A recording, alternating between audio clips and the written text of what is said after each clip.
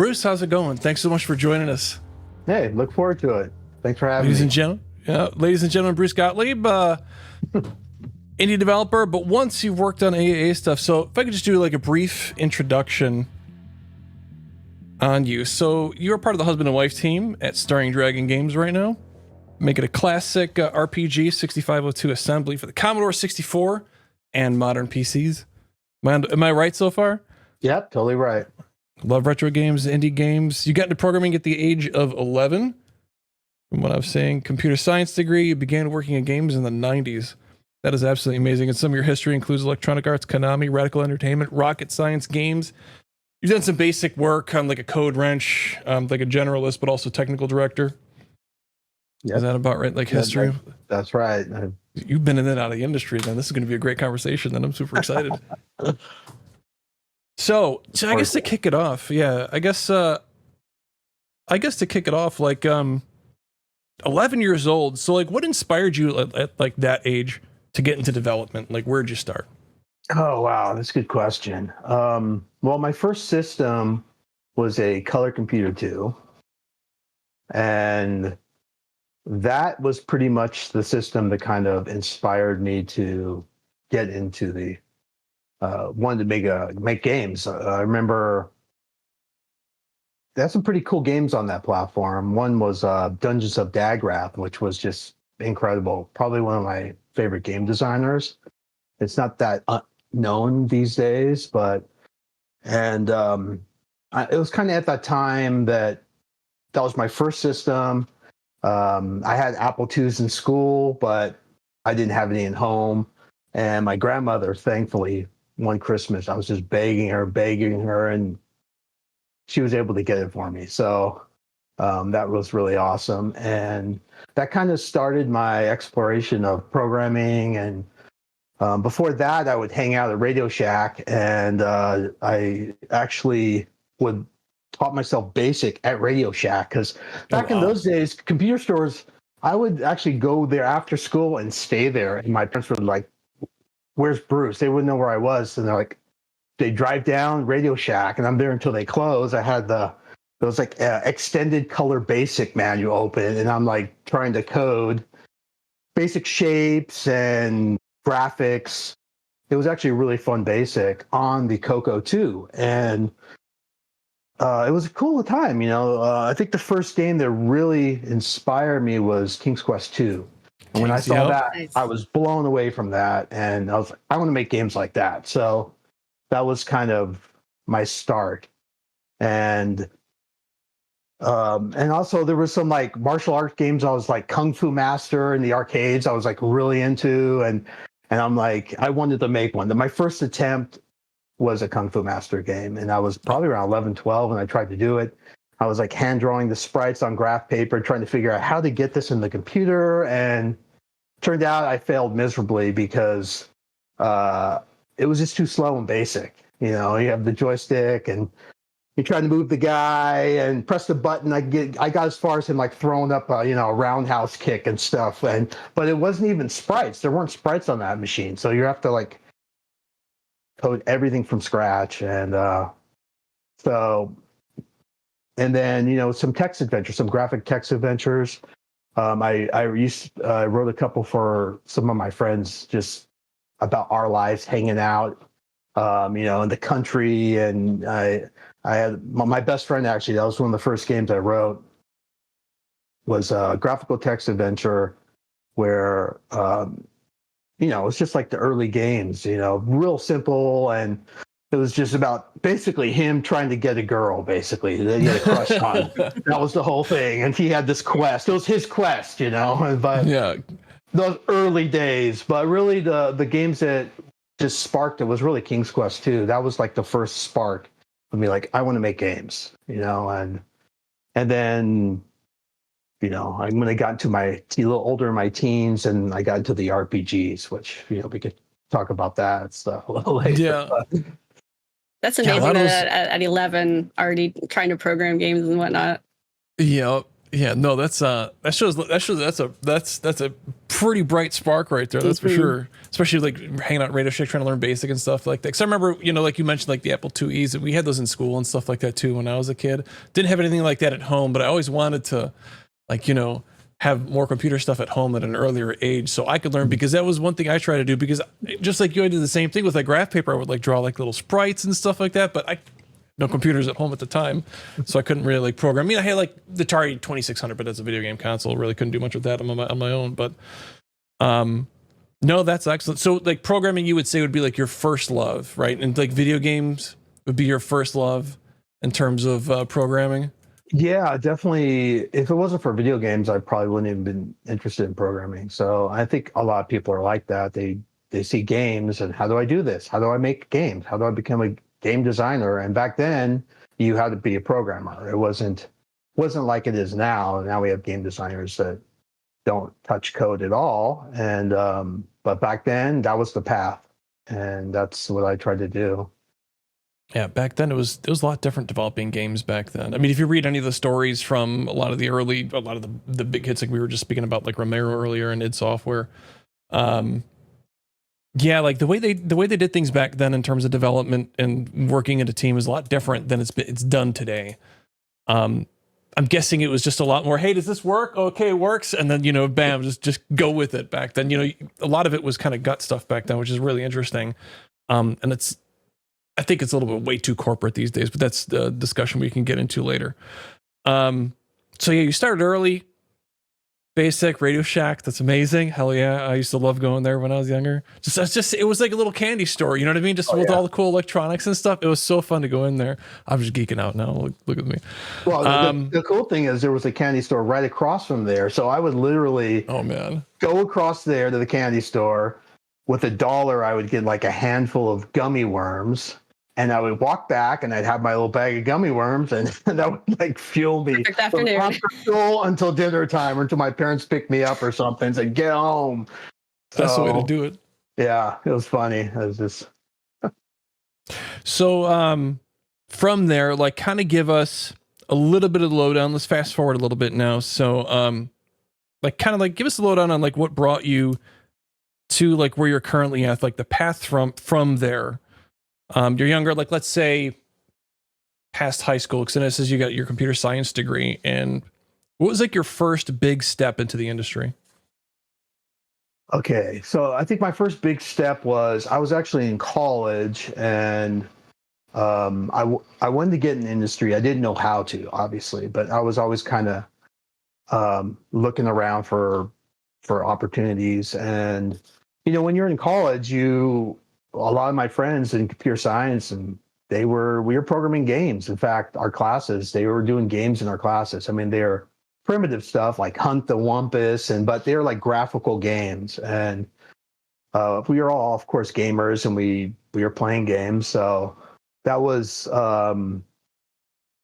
what we tried to do. And my first break was actually working for this company called Tech Magic, and it wasn't necessarily a programming role, but I was trying to pivot into programming. It was more like technical support, and it was at a time when they were doing the CD-ROM was new. I mean, so the CD-ROM was new. Like, we're putting games on CD-ROM now; they're not coming on floppy. So that was a big deal, and they were involved in like trying to move into that business and help people get their games on CD-ROMs for the PC market in the United States. So we were working with this. I remember one company, Team 17 was one of their clients I was working with, and so my job at the time was doing tech support for CD-ROM, Sound Blast, like all the PCs. I don't know if you guys remember how crazy that was back then. Everybody, it was right. There was like the sound cards for the PCs, the early days, even before the Sound Blaster, there's all these, and the video cards, and then the CD-ROM drives were all different, and the drivers and the autoexec.bat, all that stuff.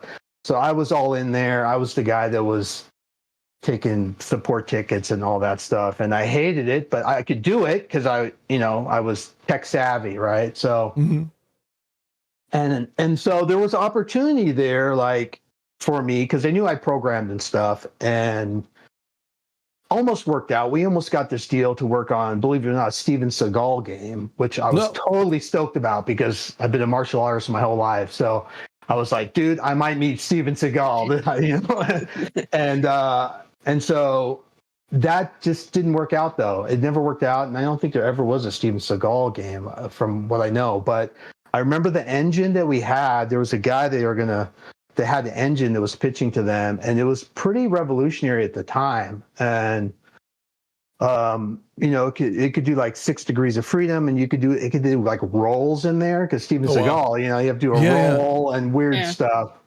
And I was like, this is my break, you know. But that deal fell apart. Steven Seagal, I don't know what happened with that. I wasn't one of the business guys. I was just like a part-time contractor.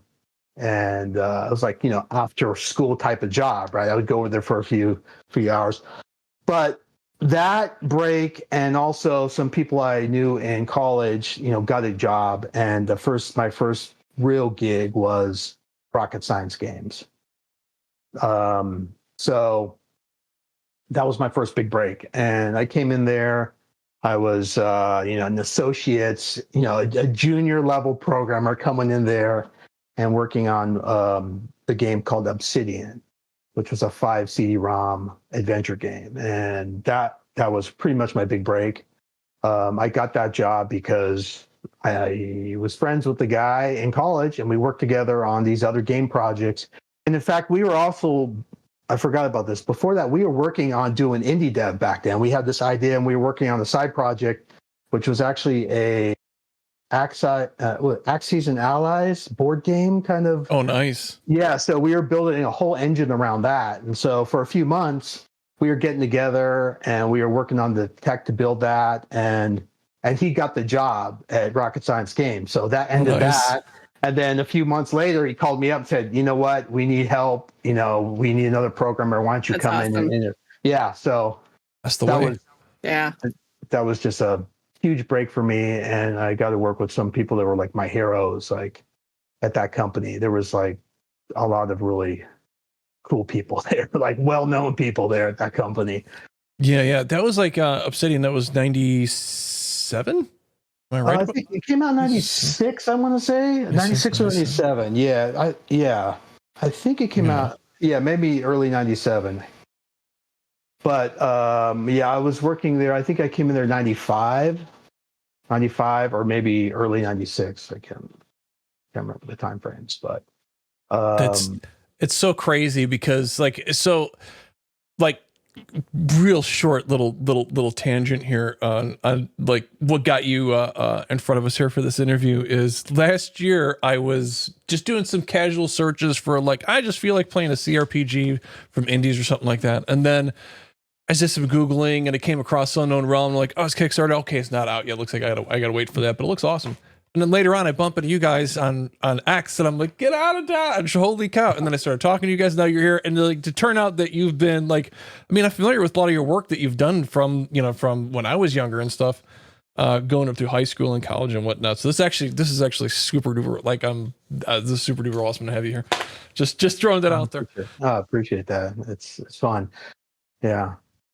It's you know, I was lucky enough to go in the industry at a time when it was a lot different than it is now, and I left it kind of at the peak of when it was starting to change a lot. So and went into indie. So I was kind of spoiled in the sense that I saw what it was like, and then now I see what it's become, and it's kind of depressing. And yeah, it was a different time back then, and the game companies were different too. Yeah, I imagine it's just, I mean, even just like from what I remember, like I think we were talking about earlier, was it before I think we started the interview? We were talking just for a brief moment, just basically like how development teams like went about developing games back then versus how things are done now. I think things are too rigid and too structured, which is why like most games now, especially in the AAA department, they all just seem kind of very like, it's very conveyor belt. The way some games feel. Samey. Yeah. They don't have like any of these like unique fingerprints like whatsoever. Like if I'm looking at a game, Take anything from Ubisoft, take any character from any Ubisoft game, put it in any other Ubisoft game, and it'll have the same UI, the same, like everything is like almost exactly the same. Like you won't be able to tell any of it apart. It just seems so weird.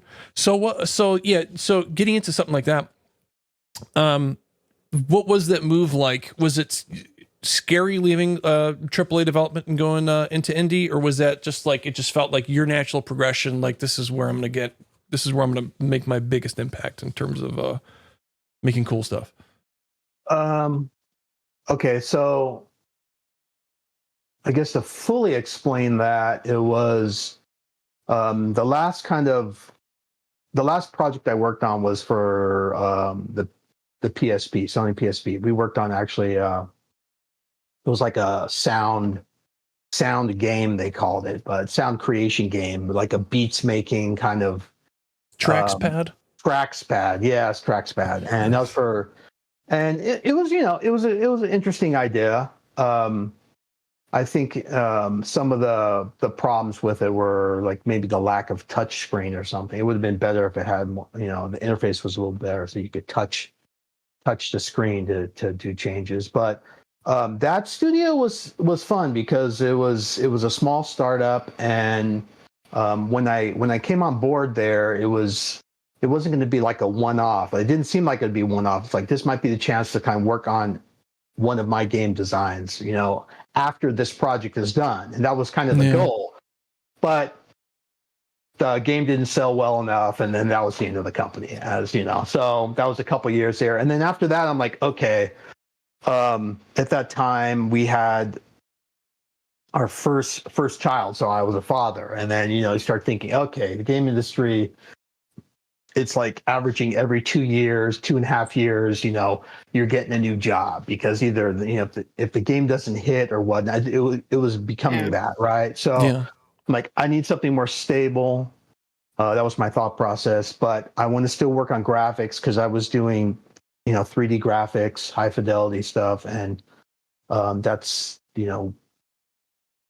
that was and I was doing like I was technical director, but also art director too, or technical artist, they called it back. That was like when that was when it was kind of new, the term. And so, which essentially meant, you had to learn about shaders, and I was, dabbling in all that stuff, the new shader stuff. And so I decided to work for work on flight simulations, or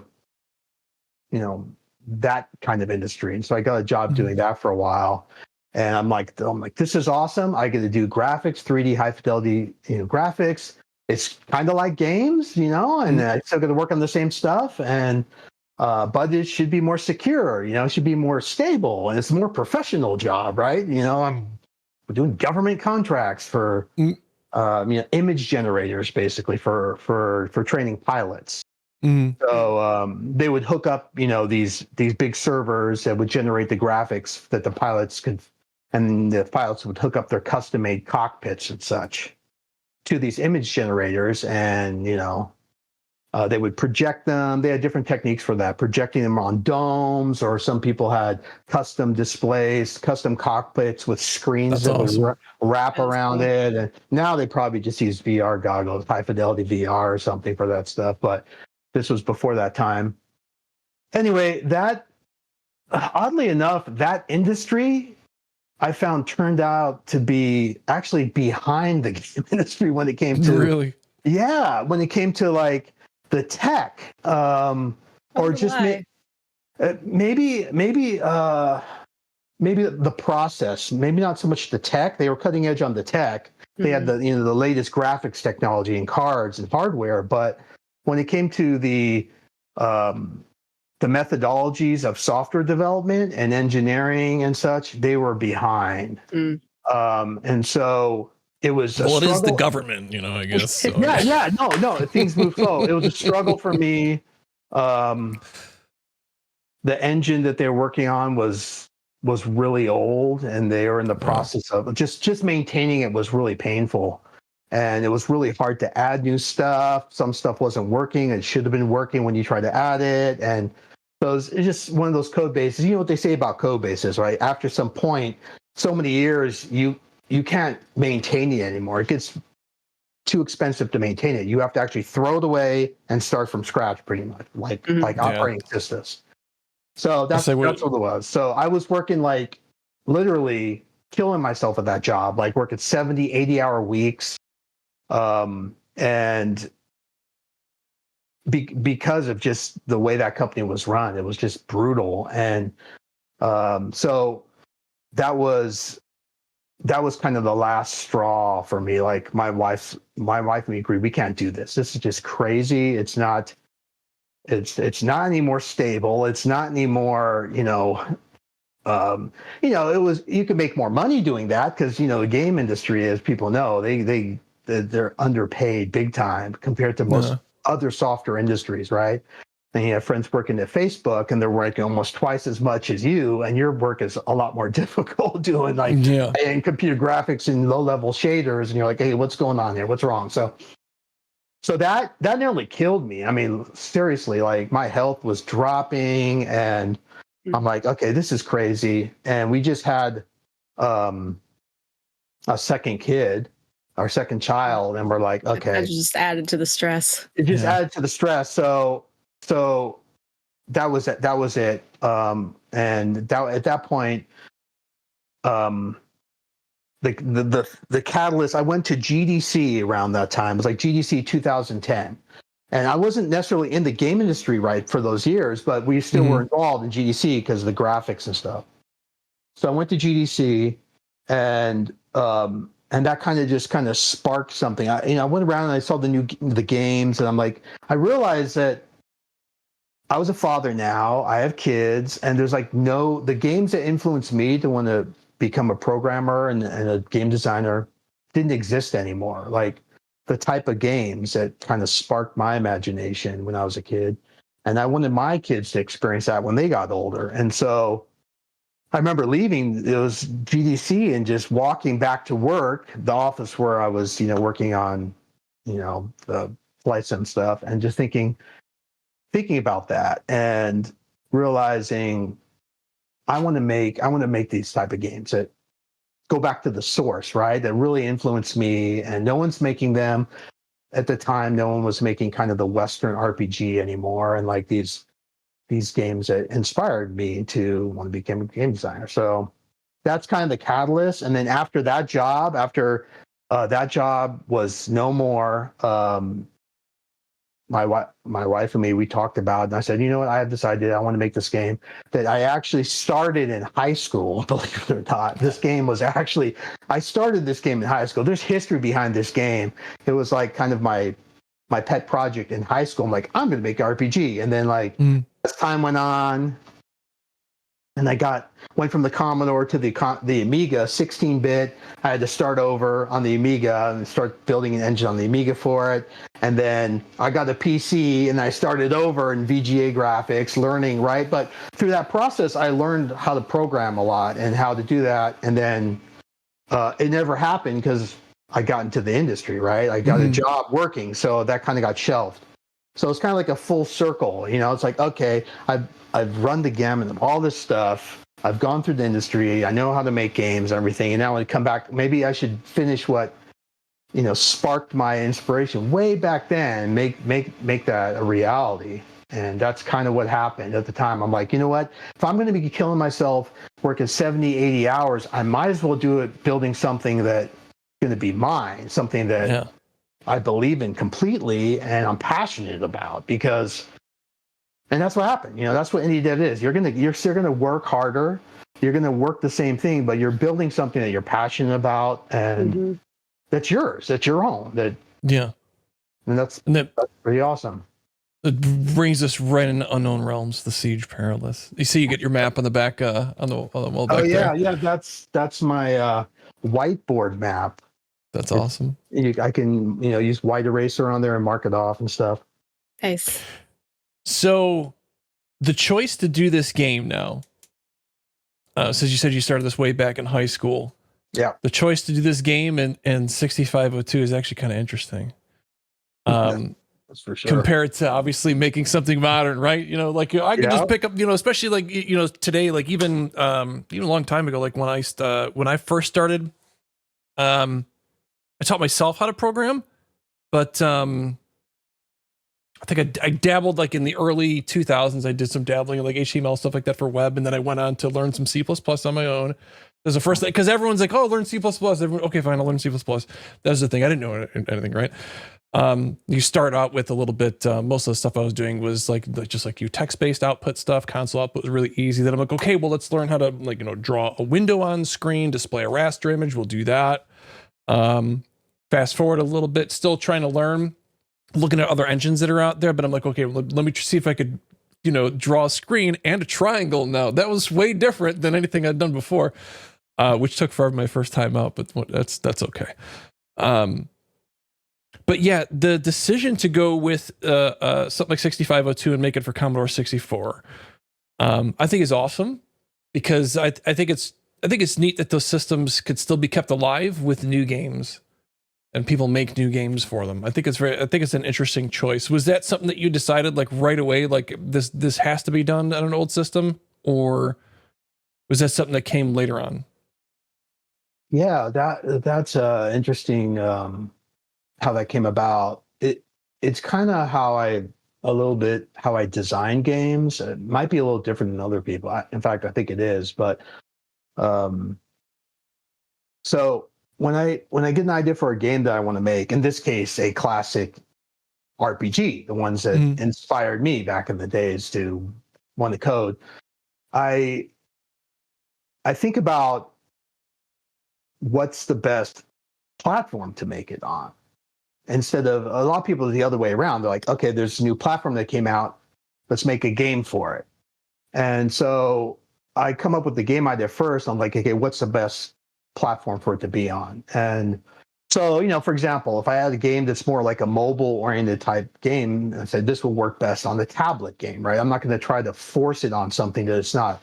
So this game, it just so happened that this type of game I wanted to make was keyboard-driven, because I have theories about keyboard-based RPGs, and also had the text parser, which you have to type in. So, and it had to be 8-bit. It had to be, like these games, because there's something about the limitations breed creativity, right? So you when you have a fixed size box, then you only can put so much in it to fill it up, and that's it. And so the art is figuring out how much you can get in there, all these components, and still have it fit and brimming over, instead of like just expanding your box each time. Because modern designers have that problem, because anything they think, they just make the box bigger. Well, we need more memory, we need more,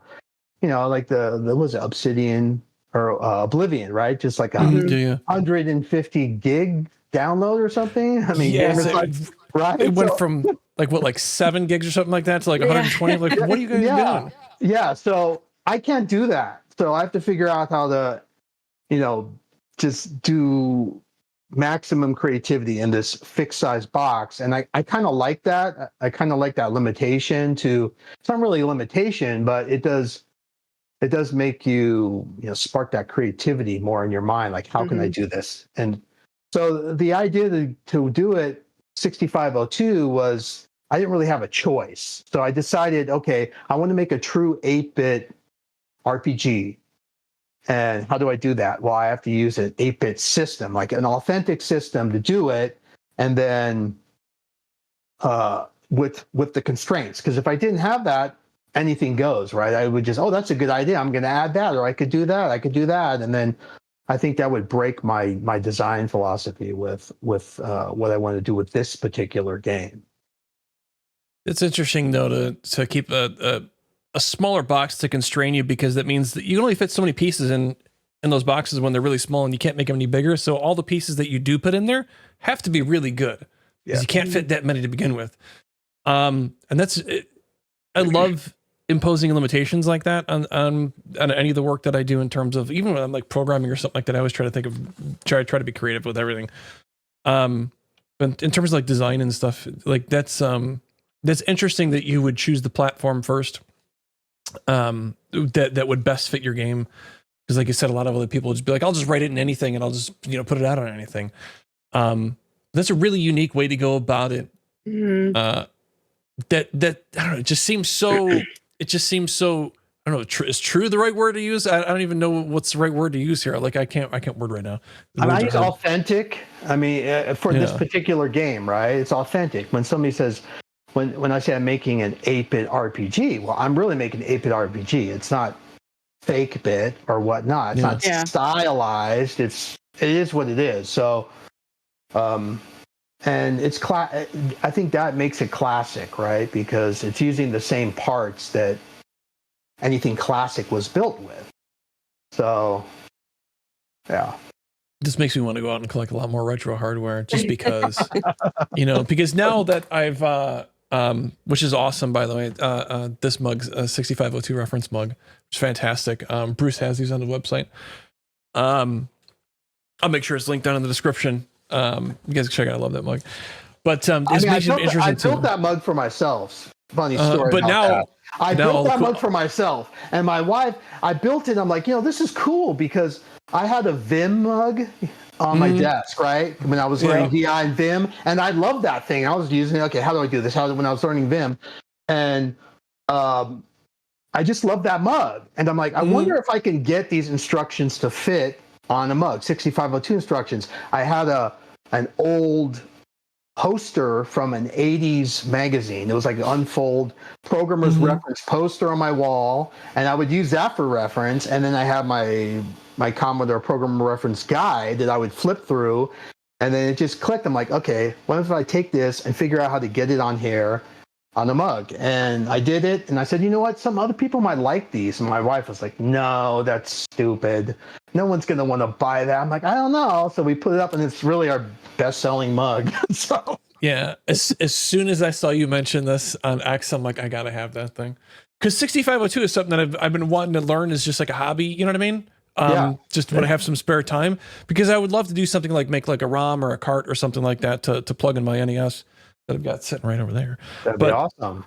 Yeah, but I saw this and I'm like, okay, I'm gonna need to get one of these now. That's for sure. All right, so speaking of which, because this is made in 6502, like how are you bringing this to, like, I have a few ideas of how I would do it, but let's you're because it has to be able to play on something like the original 8-bit system, Commodore 64, but also modern PCs too. So what are you using to bridge that gap between the two? Well, yeah, that's a good question. So originally, when I started this, it was going to be a floppy-based game, and this is going way back when I was just not doing full time, when I was kind of just doing part time and playing around with this. It was going to be like floppy-based on the Commodore, and so I still have the prototype I was working on. I actually demoed it at a show back then, and then Kickstarter hit, right? So Kickstarter hit. And, it would like Double Fine, these other companies, and they were like using Kickstarter. I'm like, this is interesting. I wonder if we can, this might be a chance for indie devs to like reach their target audience and such. And so at that point I realized, okay, I can't make it floppy based. I have to like make it cartridge based, right? For the 64, which I don't think there ever was there wasn't a cartridge based RPG. And so my idea was like, if I can make this on the 64 and then a PC version of it that is similar, almost identically similar in this standpoint, from the standpoint of like display and visuals and gameplay, and both running, 1 megahertz, 16 colors, 64K RAM. And then, so I created this engine called Anvil, which was my solution to that problem, which will let you play it on the PC from the same code, basically, or the same files or cartridge. Essentially, the cartridge ROM that I built it'll run the cartridge ROM in this engine I built on the PC. So And that took a while to develop that, because I mean, if you think about, like, not only am I building this for the 64, but then I had to build this other engine that supports this ROM, and at the time there was just like nothing out there like that. Like, there weren't even tools to work. Yeah, so I had to like find all these tools, and so the idea was like, okay, I make a PC version and they could have these enhancements, right? Like, you could like it could have custom CRT shaders and these things that were, pretty new at the time, and you could change palettes. And then I thought of this, maybe have a hybrid soundtrack, so you can actually have more modern kind of sounding music, and then you could toggle to the 8-bit sounding music. Yeah, and you I've seen pick some remakes to that, yeah, so those things are kind of more standard now, but at the time, these ideas were pretty new, and I'm like, okay, I'm going to try these things. So that was the idea, and so the development is kind of like doing all that. Originally, I was all in on the 64, and I still am, but at some point, I'm like, okay, my bigger market is PC, and I realized that, not everybody has the hardware for the 64, and so I'm trying really hard to give that same experience to them that they'll get on the 64, so they won't even, right? And these days, a lot of people play 64 games via emulators on their PC anyway, so it's like, yeah, it's the same thing essentially.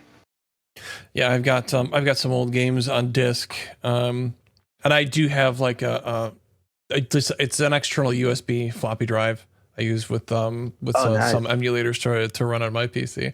That's how I do some of my old stuff, and because I still have a lot of my old boxes from like a lot of my games, like when I was younger, when I had a DOS PC. So I just still have a lot of my DOS games and stuff like TIE Fighter. What's the other one that was really good? Some of the old, a lot of the old LucasArts games, right? I think everyone has Monkey Island somewhere. Yeah. All the classics, all the good stuff. And I should use those mostly through DOSBox. But no, that's an interesting solution too, to make it compatible. And I guess people would be able to play the C64 version via an emulator too if they wanted to. But here's a fun question for you, and this is something that I think about frequently.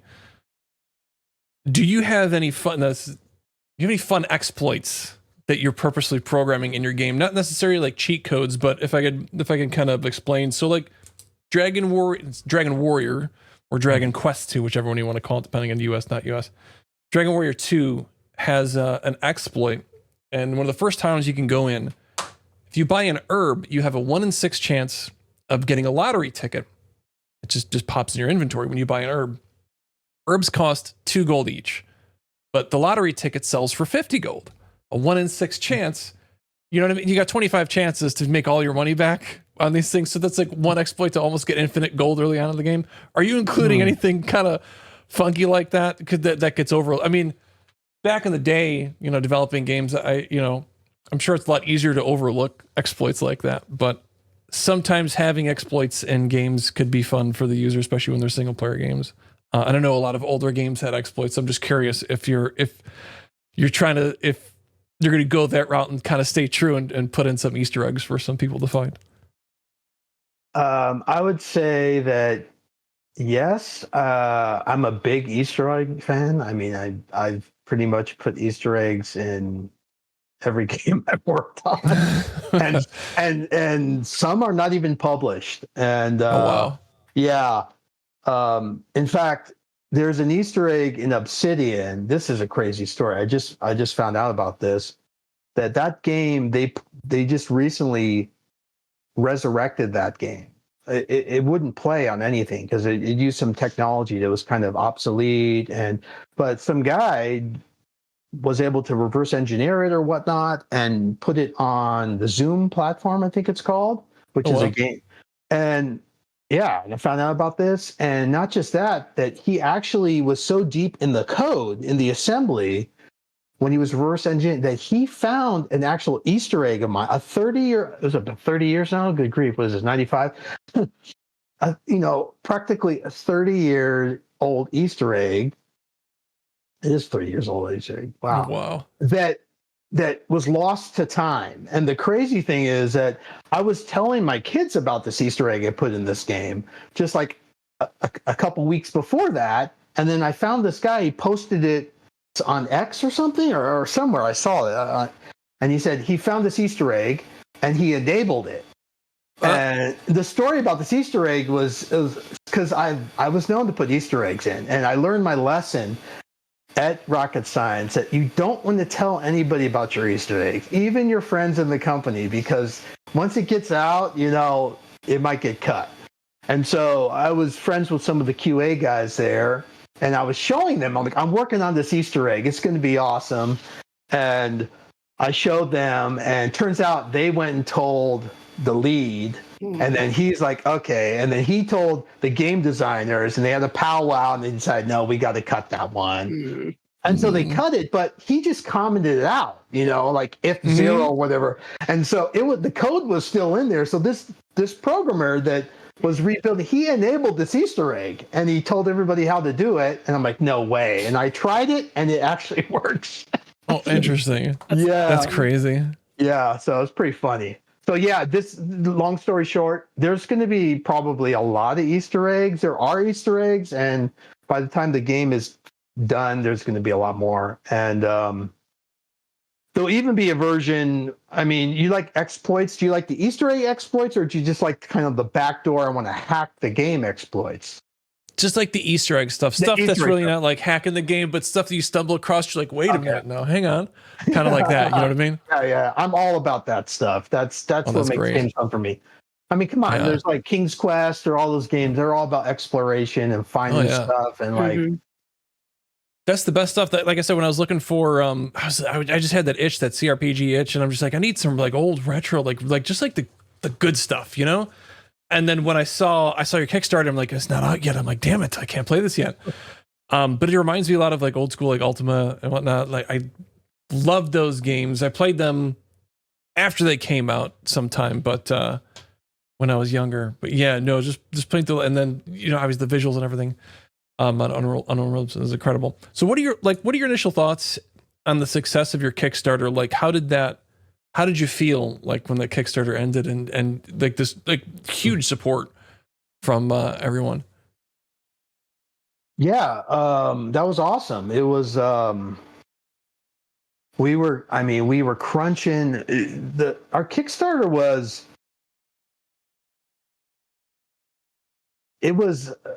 a long time running into that. And the interesting thing about our Kickstarter, which a lot of people maybe don't know, is we had zero advertising for it. Oh, wow. Zero marketing, zero advertising. We basically did everything that people say don't do. Like, don't do this. Do not do a Kickstarter during the holidays, around Christmas time. Don't do that. Do not do this. Everything. We didn't do anything. We just dropped it. Like, we were like the original just shadow dropping. And so we dropped it. And literally, I was like, I think up for 24 hours working on this because we had the date we were going to drop it at, and I was just crunching to drop it. No one knew this except my wife and me. And I'm like, you know what? I'm just going to do it. I'm pressing launch, because we were working on the Kickstarter for months. Probably looking back now, stupidly, because there's just so much information on there and just so much stuff. If we did it again, it would be totally different. That we have backers that didn't even read it. Like they just saw one thing and they're like, "Oh, I want this." They saw one image, yep, that's it. And I'm like, "Dude, that's been." And then I talked to him later. I'm like, "Oh, you should have this." And then I'm like, "Dude, that's on our Kickstarter. That's in the game." He's like, "Oh, it is? Oh, okay." So it was just too much overload, right? And when we're in the age where with tweets, it's like too much. People don't want to read. So yeah, it was awesome.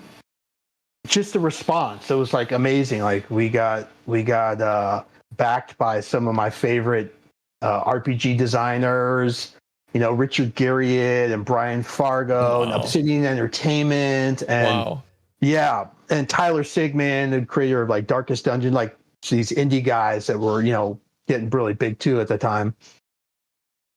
Tor, what's his name, the Dwarf Fortress guy. Oh yeah. It's just awesome. It's like, wow, this is cool. So, and then, it was really cool. The thing that was odd though is that we got zero, like we got zero coverage. Really? It was like, yeah, we got zero coverage by indie RPG places, by like it was dead. Like they didn't know what to do with our game because we were kind of like the first of this kind of new. I don't know. I'm not gonna call it renaissance, but like for these really old classic type games, there weren't much of them maybe made at the time, and like people saw ours, like what the heck? People, I don't think people knew what to do with it. They're just like, is this for real? What the heck's going on here? Like I don't know about this game, so it's got to be fake, right? Who are these people? But they didn't know that we were working on it for years and years, and and we just didn't advertise it. We just dropped it. So that was the disappointing part. It's like I thought more people would be excited about this, and you know, we have these big names backing it and supporting it, and so that was the disappointing part from me because I was making it for a lot of people I thought would be like totally stoked by this, and they just did nothing. They like just interesting. Yeah. So really strange. Especially that outlets didn't pick it. But I mean, like outlets, they rarely do anything for indies. Like the only thing they really cover is AAA anyway. Yeah. That's sad. That's crazy though, because like I mean, like literally, like when I was just searching for like classic, retro CRPGs, but like modern day, like indie takes on it. Like I didn't come across articles. It's just like the Google search just led me to the Kickstarter. And I'm like, are you serious? Yep. I'm like, and I saw that, and I saw their game, and I'm like, there's no way like this hasn't been covered by anybody yet. So I'm obviously read through the Kickstarter and disappointed again that it's not out yet, but you know that's okay. We'll get to play it eventually. But that's crazy that nobody else covered it because it I mean so far it looks absolutely fantastic. And thank you. Appreciate that. The vibe is just absolutely, it's perfect. It is 100% perfect. Where do you think is the most it's an interesting question. Where do you find like the most difficulty in developing this project, and is it more difficulty or is it more something along the lines of like friction instead of difficulty? Like where do you see like any bumps? Well, definitely the restrictions or the limitations, right? Working within 64K RAM is, I mean, that hasn't been done for any. This game is the only game that has attempted this. Yeah, there's been some other retro games, but they don't work within the same confines. You know, they haven't worked on 64K, and so that's the hardest. Like literally, when I launched that Kickstarter, I had like 256 bytes left of memory of RAM to work with at that time. Like and then soon after I had negative 256 bytes. So I basically ran out of memory soon after that. And so the real question is, how the heck did I keep developing it all these years when I had no memory? So that's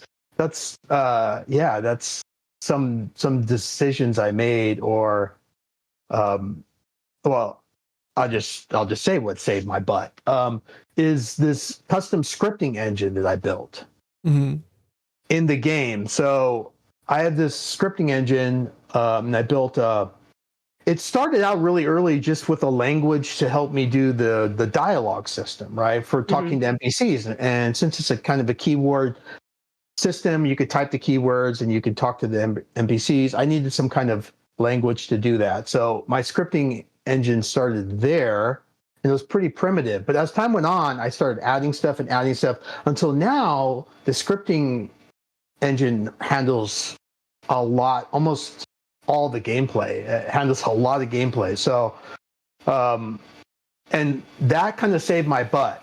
That has saved my butt when it comes to just adding features. I ran out of memory, but if I can write them in scripts, then the code is basically, I can pull it in and run the code. And once I realized that trick, it's kind of a trick, right? That's what kind of saved my butt. But it's still difficult balancing that. Like sometimes you need, more code, sometimes you can use script, and it's kind of like the fast stuff has to be in code, the slower stuff can be in script, right? So, because you're only working with 1 megahertz. Yeah, I can't imagine that was something they did back then. back in the day when those things were out. Because even something like bank switching on the NES, that's something that not a whole lot of games did, to make better use of, they have more sprites, palettes, and all that other stuff. And just like graphics displays and whatnot. If you take a look at some of the work that, like, was it Sunsoft? Especially on something like Batman Revenge of the Joker, like that's like on an 8-bit system, that's incredible, the incredible work that they did. But that's not something that you would like normally hear of.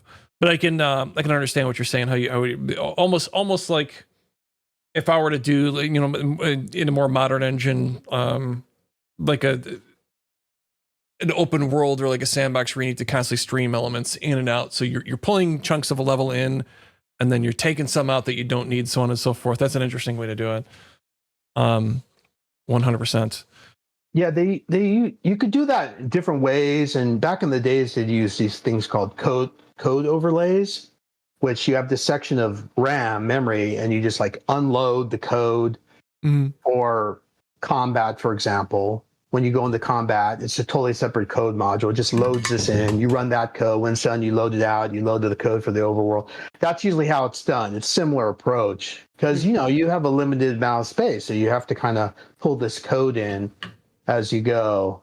But yeah, it wasn't until the early 90s when they started using kind of scripting engine technology in the game. And the only reason I thought of that is because I was in the game industry. I worked in the game industry, and we used scripting engines, and we used, right? So I used all these modern programming techniques, retrospect, kind of went back and did them in 8-bit.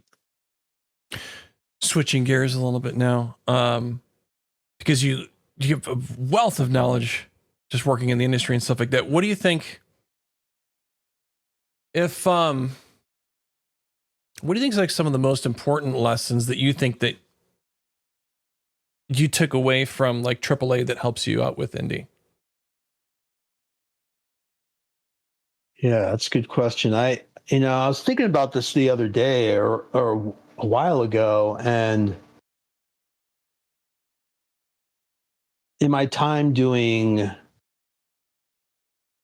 I realized for myself, I don't know about other people, but as I was in AAA working on stuff, you learn a lot. There was communities of learning. Like back then, GDC was different than it is now. I mean, GDC back then was pretty awesome. You would go there and you would hear these talks, and it was more focused on the developers and like sharing knowledge. You'd leave with these big bounded books of white papers, basically. And they are all technical. Most of them are technical, but they are about, games. All the tracks were on a paper, and you take it home, you can study and read. So there was this incredible amount of sharing of knowledge, and which was pretty valuable at the time. I think a lot of what I am now came out of that, just that sharing of. Nowadays, it seems like a lot of game developers or game designers are kind of trying to rediscover that. Like, how do we rediscover this?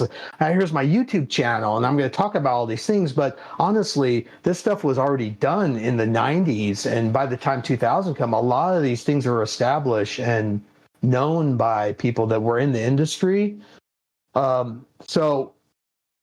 It's like, it's not osmosis, but it seems like you almost absorb this knowledge by osmosis. And like the closest thing I know is like, if you're in school or you're in a class and you're around academics or you're around your peers, you start kind of thinking like them. You start assimilating these concepts, and it's nothing it's almost subliminal, right? It's under the surface. And then you realize you have to actually stop and think, how did I know that? And you can't really trace where it originated from sometimes, but it's kind of like that for me. And I look back, I'm like, the things I do now, I can trace them back to things I learned or maybe not learn, but experience all the way back to Rocket Science Games, the first real break I got in the game industry, and ever since. So it's an interesting question.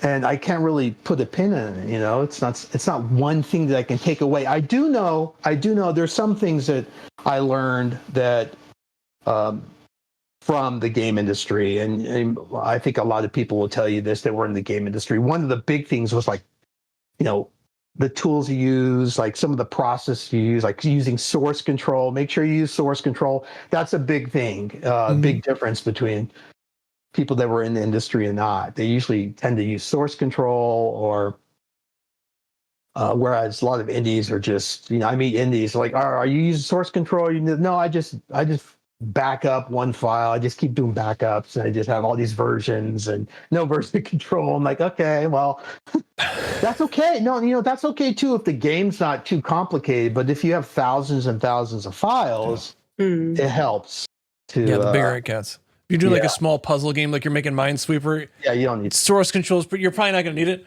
No. But yeah, you're doing something bigger. You're doing something like your game. 100%, you're going to need that for sure. Yeah, and you're going to want to have a couple multiple local backups, cloud backups, the whole nine on top of that too. Because I know some friends that have lost some work before, and it's just not something I would ever want to experience. Yeah, it's heartbreaking. Yeah, like for sure. No, that's interesting though. Talking about it, just like absorbing knowledge just by working around other people, I think it's missed a lot these days. And I don't know what it is. I don't know if it's work culture. I don't know if it's the fact that, teams are so big where you can't engage with everybody in ways that you would need to have like people working together on a game, making decisions and making something good and fun. And that's, like you said earlier, that is authentic. I imagine team sizes back in the day were a lot smaller than they are now. Now you're at studios that, we've got 300, 400, 500, thousands of employees. For somebody like Ubisoft, tens of thousands. And it's like, how do you form those kind of relationships and pass knowledge onto one another and have those experiences in such large environments? Like, for me, I would not be able to handle like connections with that many other human beings. My brain would not be able to handle it whatsoever. I'd absolutely fail at that task. I work much better in small groups. So I could totally understand that. And that's actually like probably one of the most perfect lessons about taking something away from large development teams, especially back in the day, because they weren't so large. And I guess the culture of development was a lot different back then too, compared to how it is now. And that just allowed for more freedom of conversation, freedom of ideas and everything. We don't see that so much these days. So it's actually kind of the perfect answer, truthfully. It's one of the best takes I've heard on it. When talking to other developers. What's your current take on like AAA and indie development? Do you think like, are you seeing a shift from the consumer where they're more interested in indies now than they used to be, and like AAA games are starting to fall out of favor? Or maybe not falling out of favor, but they're just not as popular as they used to be, because I get the feeling that everyone's just starting to see them as totally corpo now. That's just my kind of view. Yeah. I was thinking about this the other day. Just it's consumers, okay. I will say this. Consumers, I don't get consumers, to be honest. Like I don't get them. I just don't. And that's okay, because the way I make games, I feel like, okay, I make the game first for myself and people I assume that are kind of like me that would like this game, but I'm not going to try to understand these people, because part of me thinks a few years ago I was thinking that like my game is very much kind of if you look at our Kickstarter and stuff, you can see like our game is different, right? Like we tried to focus on like actually bringing back games how they used to be, like physical games, and that's still what we want to be about, right? So when you're asking me about consumers, that's like not a mass consumer model there at all, right? And a lot of times I get upset at consumers because I'm like, look, I'm killing myself over here making stuff that a lot of these consumers are screaming for. They want that. Like, I don't want digital. I like my physical games. I don't want just digital games that you don't own anymore, by the way. Yeah. People think they own their games. No, they're leasing them. Their game libraries are just there because Steam exists. And if Steam goes away, your games go away. So, too big to fail, maybe, yes, but you never know, right? Yeah. I was telling my wife the other day, it's like, yeah, we have these movies on Amazon, but we don't own them. like this money we paid to rent these movies or own them, like if they go away, they go away, and consumers have no protections for that. And yeah, unfortunately. So part of me is like, okay, I have this like love-hate relationship with consumers, to be honest, because I'm like, I'm making what you're crying for over here. What the heck's going on? Yeah, but I want this because it's, you know, it's shiny, or it's in a package that comes from China or whatever it is, right? And it's like I started noticing that, and then, you know, now my thoughts on consumers is like, I think they'll just play anything. I mean, I'm thinking they'll just play anything. Like even the consumers that are, you know, that aren't down with this, you know, the DEI stuff, they're still playing the games. I'm like, hello, you're bitching about, but you're still a lot, you know, I would say 90% of them are still playing the games they're bitching about. So I don't get consumers, except for the fact I know that they're bored. They want something fun, and so they're willing to try anything these days, including AAA games that aren't necessarily fun, because they're bored. They want something fun, and they're not getting fulfilled. They're not getting what they want. So they're just like, okay, I got to try this. It's got to give me this. It's got to give me this. And I think AAA promises a lot to these consumers just from the visuals and stuff, and it's almost deceptive sometimes how they promise this, and then they play it and it doesn't fulfill that need for them, and they get upset, or they're like, oh, what's next? Yeah, I could see that totally. Like I was saying earlier, like a lot of these games, they just feel like they're made on a conveyor belt, you know, like thanks Henry Ford, you've totally helped the gaming industry too, not just building cars.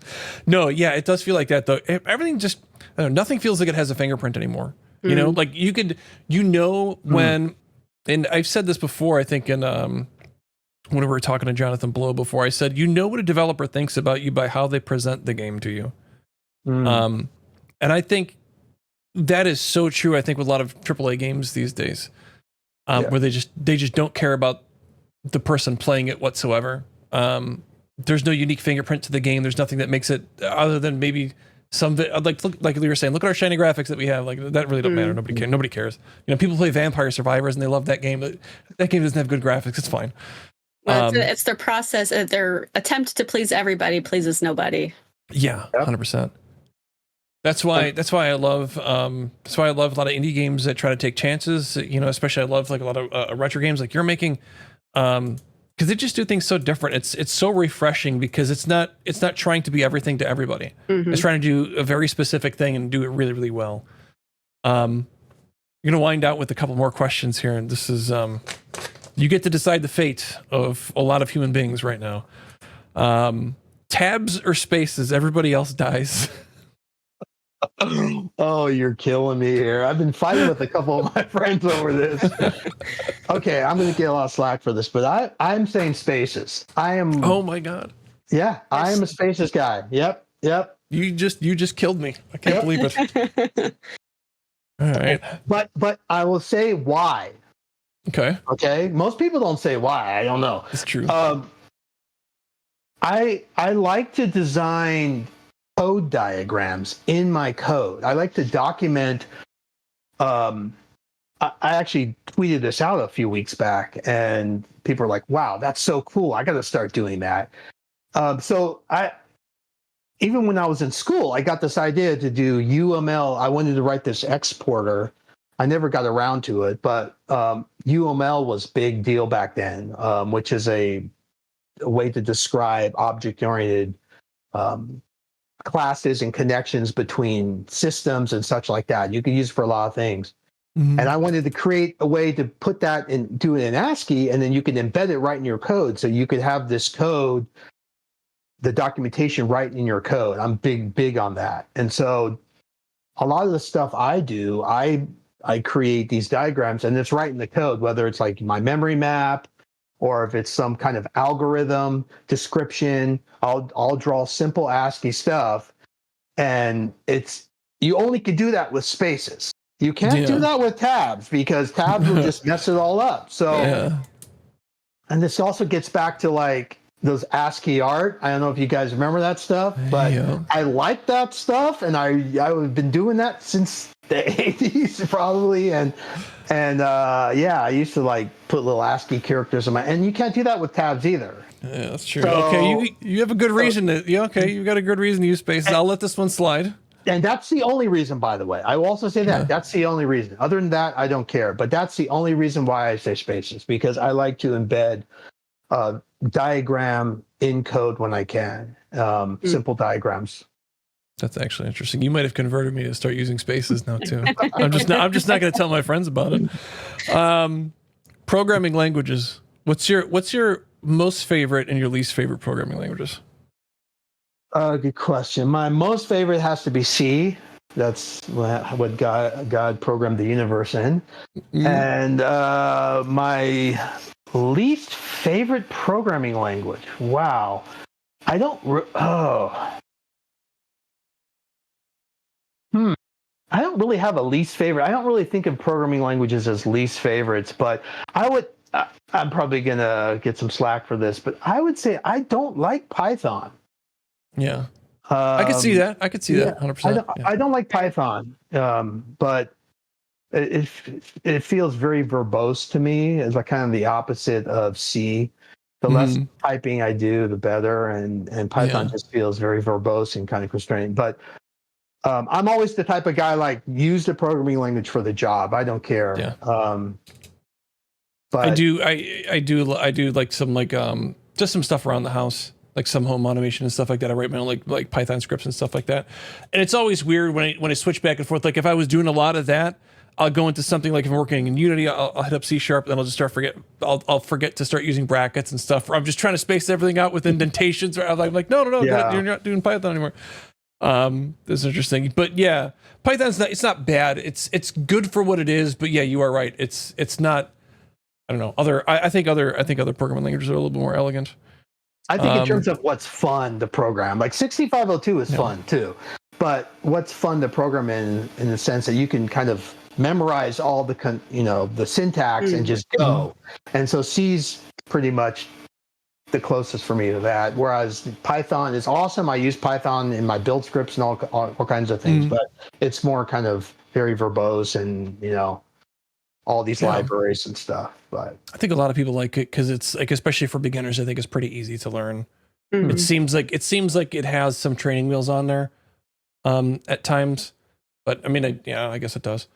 But what advice would you give to like all the new indie devs trying to break into the industry? Is there anything that you could tell everyone, or just like don't do it? Like that would be my advice. Break into the AAA game industry, you're saying, or just in gaming in general? Just in gaming in general. Just to they want to get into game dev. They want to get into game dev. Yeah. Well, I mean, just that's a good question.